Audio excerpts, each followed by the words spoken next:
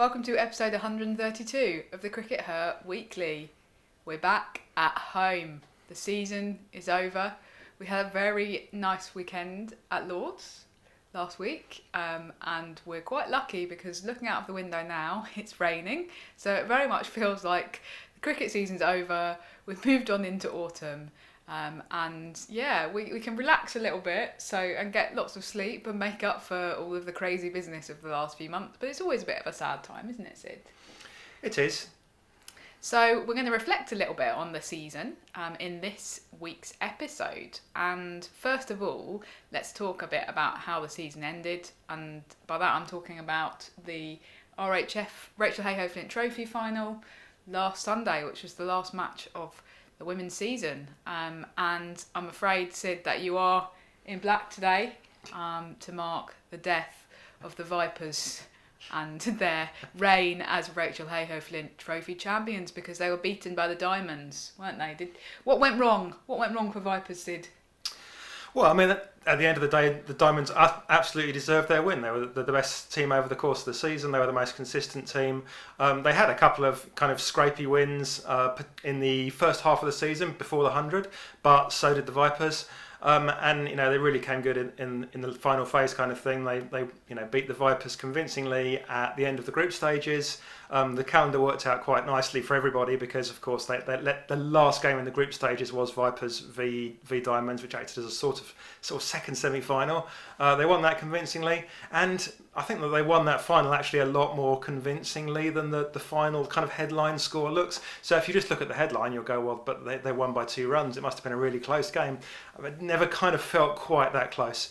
I think Diamonds were remained ahead, and they did a really fantastic job. At the end of the day, Diamonds have had like the best 2 batters over the domestic season. Lauren Winfield-Hill, who's just been the player of the summer, really. Yeah. We always talk about whether any women are going to get onto the Wisden shortlist to be potentially one of the 5 cricketers of the year. I'd definitely be putting Lauren Winfield-Hill up there for the excellent domestic season that she's had. Great shout, yeah. Hope Lawrence Booth is watching. Holly Armitage has been brilliant with the bat as well. They've also had 2 of the top bowlers. Lindsay Smith's just had an outstanding season, really. She's been a really consistent performer now for many, many years. And we look back to the first kind of Super League when she wasn't even selected initially for the Super League. And there was this great story that we tell that some of you all have heard before, but it's worth repeating, that right at the beginning of the Super League, we went to a match up at Loughborough, and we ran into Lindsay Smith that we knew reasonably well because she played at Berkshire. And she was kind of running a sort of bowling game for kids on the boundary outside the ground. She wasn't expecting to even play. Then she got into the Super League. She got selected as a sort of last minute reserve. A couple of years later, she was playing for England, and she's now had just a fantastic season. Her economy's been brilliant. She's taking wickets as well. So she's been class. But the real difference on the day, I think, was the fact that Bess Heath was able to come in for the Diamonds in that last 10 over period. So the Diamonds and the Vipers were kind of very much even Stevens if you look at the games up to the sort of 40 over mark. But then the Diamonds were able to really accelerate because Bess Heath put her foot down and hit quick runs in the last 10 overs. And while both teams lost wickets, the Vipers didn't have anybody that was capable of doing that. And so they fell short. And that would be your Freya Kemp type role, wouldn't it? But she, unfortunately, I guess, wasn't able to play because she'd been playing for England the day before. Although Charlie Dean did play in both games, but I suppose the batter role is maybe a bit different. And then also Vipers released England released Maya Boucher and Lauren Bell for the Vipers as well. So they did have 3 of their England stars, but perhaps the crucial one, that Freya Kemp type role. Yeah, you can imagine if it had been Freya Kemp coming in at 6 for the Vipers, they could have made a difference in those last 10 overs, definitely, yeah. They could even have just released her and said, oh, don't bowl her but just bat her. But maybe that wouldn't have worked with the balance of the Vipers team. I don't know. But they did definitely miss her, didn't they? And they are very concerned generally about fast bowlers and their workloads. You know, that even if they're not actually bowling, there's obviously still a degree of workload there as you field and things. And, you know, she's only 17 years old. She's had quite a long summer. Yeah. She's played a lot of games for England for a 17-year-old. So 12 or 13 games, I think we worked out. So, yeah, I can understand why they didn't do that. But, you know, at the end of the day, the full credit has to go to the Diamonds for a brilliant season that they've had.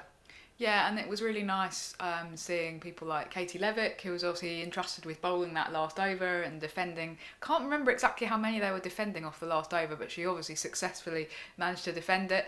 She's been a real kind of long-standing player for Yorkshire and for Diamonds, and has been really critical to their success. So that was really nice to see her. I'm really happy, and also obviously got to interview Lauren Winfield-Hill.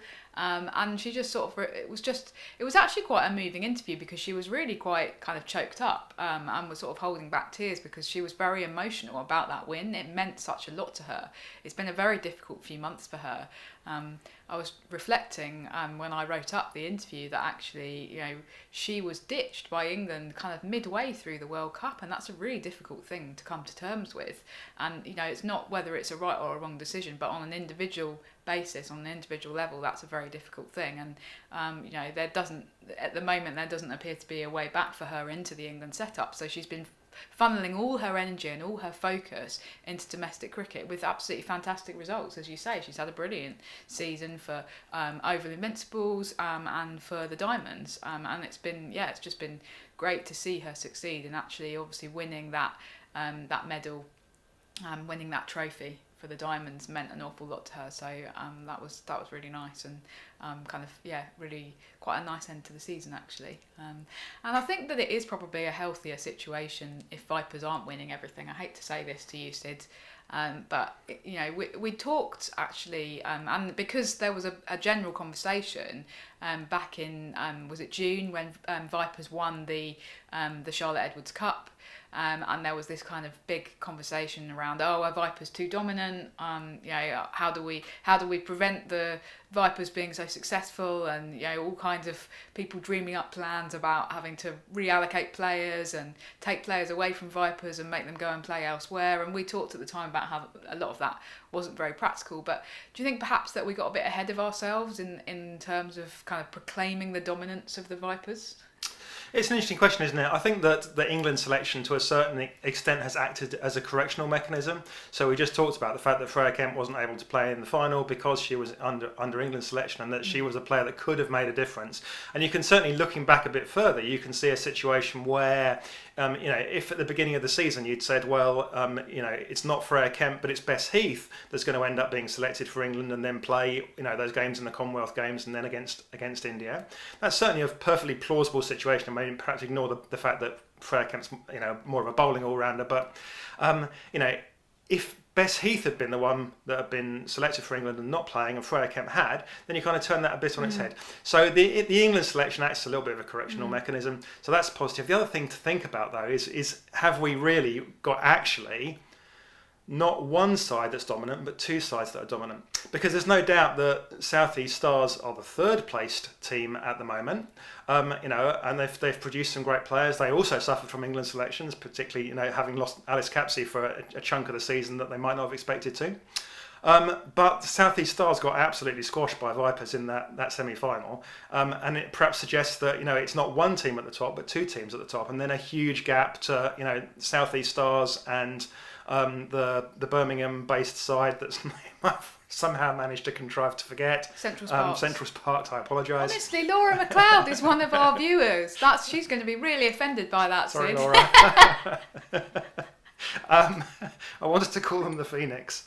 But then you've got sort of a couple of teams in the middle, and then Western Storm, and then you've also got at the other end, you've got teams that are really struggling to win a game. We've got Sunrisers that have gone through the entire season, and failed to get a win on the board. Yeah. Lightning have found it really hard. Thunder have found it really hard. Now some of those teams, though, Raf, are making moves, aren't they, which could change things. Yeah, there's going to be some shake-ups at the bottom. So should we talk about Sunrisers? You've got to shake it up. Shake it up. Oh, goodness. This is what he's going to be like all winter now. He's just going to be cooped up doing mad stuff. Right. Sunrisers, shall we start with Sunrisers? Yeah. They have just announced that they've appointed a new coach, because if you remember that Trevor Griffin left them halfway through the season, and they've had Laura Marsh doing the role on an interim basis. But they have got actually an outsider in to do the new coaching job. His name's Andy Tennant. We weren't really particularly aware of him, although I understand that he has done some work with women's cricket in Scotland previously, but he's actually having been head of performance at Scottish hockey most recently. So he's been kind of working in a different sport, although he is a cricketer by background, and now he's coming back to take on this role at Sunrisers. And I think it's a really interesting appointment. It's always interesting when a side decide that they're going to get an outsider in, somebody who, as we've said, can sort of really shake things up a bit, and hopefully get Sunrisers, at least one win. One win would be nice, wouldn't it, in the 2023 season? So that's going to be interesting to see how that kind of pans out. And the other team who are kind of shaking it up a bit, and I think we talked about this a bit in the last episode, is the fact that Lightning are no more. They are moving to Nottingham. And so they're going to be based at Trent Bridge, and Nottinghamshire County Cricket Club are going to be kind of the club who are sort of in charge or hosting them, and they won't be the Lightning anymore because that is a Loughborough University brand. And so, they're going to have a new name, a new home. It's going to be interesting to see how much of a difference it makes, though, because what we don't know is the extent to which the existing staff will transfer over. I would think that most of the players will, but again, that's yet to be confirmed as well. It may be that some of them, are kind of, I don't know, have a real dislike of Nottingham or something. You'd think that probably most of the players will transfer over. But for example, will the coach remain the same, the head coach? Will the director of women's cricket remain the same? Was it going to make any difference? I mean, we suspect that the answer will be no to some of those questions, because they will want a clean broom. Notts will want to sweep things clean. There's kind of an interesting relationship about kind of who owns these sides. Obviously, from a sort of legal business perspective, the ECB own the sides. The ECB are the ones putting up the money. I believe that they're limited companies, but wholly owned by the ECB. So they kind of slightly sit at arm's length from the ECB, but they also kind of slightly sit at arm's length from their host clubs, because the host club doesn't really have kind of direct ownership, but obviously there needs to be a strong relationship between that host club and the women's regional franchise, as there is kind of like the relationship at Hampshire between Hampshire and Vipers. So that's what they'll be looking to recreate, which will mean that Notts will want to ensure that some of kind of their people, for want of a better way of putting it, will be on the board, and particularly in the non-exec positions and things. So I think that there almost certainly will be some shuffling of the people that are running the enterprise. As we say, we expect most of the players to remain the same, but we've seen that that players can just act completely differently if they're given a new environment, if they're given new coaching staff, and that could make a difference. So it's going to be a really interesting season for them. And as you said, what Sunrisers have done is also kind of very much gone, we're going to do something that's quite radically different. We're going to appoint somebody that's not part of the English cricket setup currently, that's I believe not really ever been part of the English cricket setup from a management coaching perspective, and somebody that's spent the last couple of years working in a completely different sport. And sometimes those alternative perspectives can be what you need. If you're not succeeding with the way that you're going about things, you need to make a change. So it's going to be fascinating next season to see how those changes go. Okay, so we're hoping that, I guess, ultimately that it will shake things up a bit, and maybe Sunrisers will be winning the Rachel Hayhoe Flint Trophy in a couple of years' time. Sorry, Sid, that means that Vipers are going to end up at the bottom of the table. Well, I've always been a huge Sunrisers fan. Right? I'll get you their shirt for Christmas. They do have the nicest shirts. Okay, well there you go, that's one thing that they've got going for them. Anyway, shall we kind of reflect on the season as a whole, because it has been another very busy one, another very long one, and lots and lots of cricket and lots of stuff to absorb. What are your overall reflections on the season as a whole, Sid? We've had a fun season. It's been enjoyable, hasn't it? The main fun thing. This is going to surprise everybody. It's going to shock people, but I really enjoyed the 100 this year. Okay. I feel that we really made the most of it. We watched a lot of cricket. We did choose to watch a little bit more of it at home than we've done in the past, but that means that you can kind of sit back and you're not having to drive to lots of different places. We did take the train to go up to London for the games in London, and it was just like a really top class competition. It was just a lot of fun to be at and be part of and to watch. So that was great. What else have I enjoyed about this season? Well, I mean, a great moment was seeing Alice Capsey get her first England cap. That was at Worcester, I believe, if I've not misremembered. A bit of an I told you so moment. Well, we had people telling us, oh, it's too soon, you can't bring her in too early. And then, they brought her in and she's basically, performed as well as anybody else has this summer. I mean, she's done everything that's been asked of her. She's still learning the game, particularly in terms of one-day cricket. She's not the finished article, but she's up there playing at the highest level, and she'll get there, and she'll get there quicker as a result of playing at that level. Yeah. Not every talented 18-year-old is ready to go in at that point. Another talented 18-year-old, or 19, I think she is now, Grace Scrivens, probably isn't ready for that England opportunity, but she also had a great season. It was really unfortunate that she chose to have the kind of 3 weeks where her form dipped a bit with the 3 weeks of the 100. So unfortunately, people didn't see it. But she had a great season otherwise, and she really carried the Sunrisers, and she ended up in the RHF as the leading wicket taker in the kind of ladder stages, and one of the leading run scorers as well. So it was great to see her kind of just being a fantastic player and kind of showing, look, there's real talent coming through, and she's going to be such an important player for England over the next couple of years. And I hope that we'll kind of see her probably making her England debut next summer maybe, she is going to be a player that I think that will be ready to go, in particularly in ODIs, from quite an early point. And I just can't wait to see sort of 12, 13, 14 years of Grace Scrivens playing for England.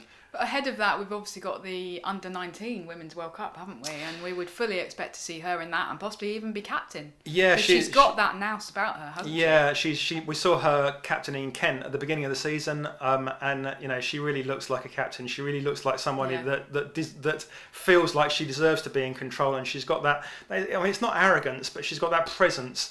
And you're like in one view that she's just like this 19-year-old, but she suddenly, you put the captain's armband on her, and suddenly she's like a foot taller, and she runs everything, and England could have done with some of that. Shall I talk about my thoughts on the season? So I think probably the highlight for me was the Commonwealth Games. It was such a different thing for women's cricket, such a new thing. And such a kind of big festival, real celebration of women's cricket in and amongst other sports, women's sports in particular, and really getting all of those people into the ground at Edgbaston. So many thousands of people, many of whom were coming to see women's cricket for the first time because of that kind of Commonwealth Games experience. That's what they wanted, and it was so exciting. It lit up Birmingham for a few weeks. It was a brilliant experience for me as a journalist to be kind of part of that wider Games news service. I absolutely loved it, and the cricket was mainly really, really interesting. Not so great from an English perspective, I suppose. It was great to see New Zealand winning that bronze medal, but I really think that England, if they are equally sitting down and doing a season review, which you would potentially expect them to be doing, that they would still be kicking themselves for the way in which they played in that match. It really felt like they threw it away. And I think overall what we've seen over the last few weeks is a real kind of leadership vacuum amongst the England team, and that's been really one of the reasons why they struggled so much against India in those ODIs. I think in T20s you can get away a little bit more with it runs itself a little bit more. You haven't quite got to manage the bowlers to the same extent, whereas in ODIs it's a much longer period for which the captain can either make a difference or make a big difference. Yeah, things can start to drift. Exactly. And I think that happened to England quite a bit. And it's been a very difficult period for them. And I think that it shows that England really relies so much on Heather Knight to really drive things forward. And on the one hand, we're hearing really exciting things about the progress that she's making in her recovery. Their next international assignment is going to be in the Caribbean, the end of November, early December. We don't have the exact dates yet. So I believe that she's hoping to be back and fit for that, and that's great. And that will really, really help England. And obviously they'll be very much hoping that she's then going to be able to lead them to do really well in the T20 World Cup next year. But I still think that what it's shown is actually something that's quite unhealthy, which is a massive over-reliance on one player. And it's nothing personal against Heather Knight at all, but it really is quite a difficult and a worrying and quite an unsustainable situation, actually, to be that reliant on one person, because you never know when somebody is going to get injured.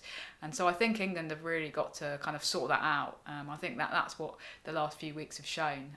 You can't imagine, for example, an equivalent situation is the one that Australia are currently faced with. They haven't got Meg Lanning. She's not going to be in the WBBL. We don't know if she's going to be back for the World Cup or if she's going to be back at all. But we're not sitting here going, oh well, Australia are going to go to pieces without Meg Lanning, because there's plenty of other people who you can see doing that role. If Meg Lanning doesn't come back, they're still probably very likely to win the T20 World Cup in South Africa, or they'll definitely be up there as massive favourites to do so. And so I really think that we've talked before about this kind of England-Australia comparison, but it does feel like the last few weeks in particular have shown that England need to be developing that next generation of leaders, and they need to be doing it like now. Yeah, they're going through a bit of a rebuild phase, but it's almost like an enforced rebuild phase. It's not because they've planned it; it's because they've wound up being forced into that rebuild via the fact that Nat Siver obviously is finding that she's just doing too much, and she's kind of struggling mentally, and that Heather Knight's body was also at the point where it needed an operation in order to to be able to prolong her career by another couple of years. So yeah. Okay, so that's the season overall. We're going to end things by looking a little bit ahead, because we've got the WBBL coming up. Yeah, the season no longer finishes very here, soon. It starts in Australia. Yeah, and we've got some of our players who are literally having snatching a few days holiday, and then who are then jumping on planes to Australia. Yeah, I understand a couple of just literally getting on planes, going on holiday, and then flying from the holiday after the holiday to Australia. Yeah, so it's a it's non-stop now in women's cricket. Now we have heard a couple of exciting rule changes that are happening in this year's WBBL that we'll be looking out for. The first is to do with the availability of DRS, which is going to now be in force for the first time ever in WBBL. They wanted to introduce it last year, but COVID kind of put a stop to it because of all of the restrictions on travel and everything like that. Just made it quite difficult to set up. So we're going to have DRS for the first time in WBBL. It's not going to be in every game, I believe. It's only going to be in some of the games, but they're going to. I mean, the 100 really set the bar for that, didn't it? Because the 100 had it available for all the matches. So it's another case of if the ECB do something, then Cricket Australia obviously feel they've got to take it up to the next level. So there you go. The other one that I've got here is something called the power surge, which to me I don't know what that is, Raph. The last time I had a power surge was when I put my finger in one of those little holes in the wall. It sounds quite scary, doesn't it? It sounds like the teams are going to be given the team that's behind at the halfway point is going to be given an electric shock by the umpires to try and wake them up. Yeah. No, what it actually is I believe that this has been in the men's BBL before. So you have a 2 hour. A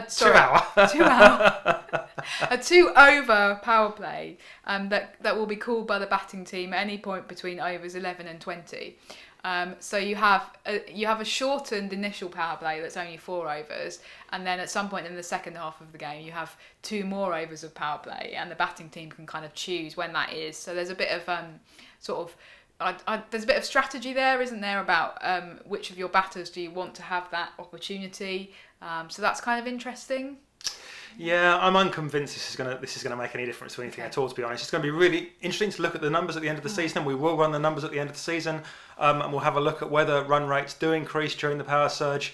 And I might be surprised, but my guess is that they won't. I think there's a lot of issues around how you take that power surge as well that are going to come into play, and one of the reasons I don't think it's going to work. For instance, you're inevitably going to get captains tell the players walking out to bat, don't take the power surge because we've got to save that for when Brianna's in later. Or whoever it is. And so the players on the field will in some ways have an authority to be able to, in some circumstances, have the authority to be able to take that power surge. In others, they'll be thinking, oh no, the captain told me not to take the power surge because we want to take it when X is in later or what have you. And I think it's going to be difficult to kind of leverage that opportunity. And you're losing 2 overs of the power play at the beginning as well. People aren't going to be used to that. Overall, I think what happened in a kind of wider sense is that people have almost forgotten why the power play exists. The power play exists not to make the game more exciting. That's the crucial thing here. The power play was invented to make the game less boring. The power play exists because when one day cricket first started to be played, everyone was in kind of multi-day cricket mode, and the first few overs of the games were really boring as people batted at like 1-2 and over, because that's what those batters had always done, because they were used to in this country playing county championship, or in Australia playing in the interstate men's competition, Sheffield Shield. So the power play was brought in to kind of liven things up and make them less boring rather than to make them more exciting. I just don't think you can throw in an extra power play or move a power play and it'll suddenly make the last 10 overs more exciting. But the jury's out. The jury will definitely come in at the end of the season. I will run those numbers. Okay. I will get my software to go over them and find whether it makes any difference. Well, we'll look forward to that. So Sid, if that's not the rule change that you would have introduced, what rule change would you bring in if you could do anything? If you were the king of cricket? So here's the thing that I think that they could do for the 100, which would make a huge tactical difference, and would also speed up the game a bit. Each team bowls all their overs from one end. Whoa, mind blown. So the team that wins the toss gets the option of presumably either choosing whether to bat or bowl first, or choosing which end that they're going to have. A bit like in football where you choose which end, and then a team can go, okay, we're going to bowl all our overs from this end and we're going to face all our overs from the other end. So that adds a big tactical element to how you do that, and it also speeds up the game because you don't have to keep changing ends. I think that's insane as a suggestion. So do many of our viewers. I can see them. I can see them all through the camera now, Raf, going, Sid, that's mental. Well, I mean, there's already talk about it's difficult if you're watching the 100 and then to transfer that into watching other formats of cricket because of the 5 balls versus 6 balls. But if they're bowling all their overs from one end and they're not doing that in other cricket, then people are going to be very confused. It's just a total... And it does potentially hand a huge advantage to the team who win the toss at particular grounds. For example, Lords, which I think is probably where you had this idea from, because it really made such a difference for Kate Cross bowling those overs down the slope, didn't it, last weekend, in terms of the movement. So her natural shape of the ball was going down the slope, basically. Yeah, so she really used that to her advantage. It was a brilliant spell of bowling. That then would lead to teams kind of really fighting it out to bowl from a particular end, or to stop the other team bowling from a particular end. Well, that's sort of the point, but it does also affect the spectator experience, doesn't it? Because of where you are in the ground, you will either see your team bowl all their overs from your end or none of their overs. Yeah. Okay. Yeah, it's bonkers. Well, but you asked me, we take feedback on it. If Claire Connor, MCC president, she's not MCC president anymore, is she? Former MCC president. If you'd like to tell us why the MCC would never implement... We will license our idea for a small fee. Right, I think we better wrap up there, Sid. We've done nearly half an hour. People will be bored. Okay, thanks so much for tuning in, everyone. Bye. Bye for now.